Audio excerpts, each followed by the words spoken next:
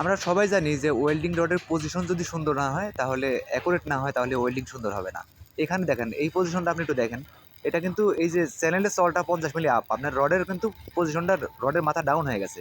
তো এই পজিশনে কিন্তু আপনার পজিশন কিন্তু ম্যাটার করে না। আপনার ম্যাটার করে হচ্ছে যে কারেন্ট ভোল্টেজ যদি আপনার অ্যাকুরেট থাকে, আপনার রডের মাথা এখন এক্সাস্ট জবের মধ্যে কিছু জায়গাতে আছে আপনার রডের মাথা উপরে হতে পারে, আপনার ওইভাবে পজিশন পাবেন না। কিন্তু আপনার কারেন্ট যদি 100% সুন্দর থাকে তাহলে আপনার ওয়েল্ডিং অনেক সুন্দর হবে।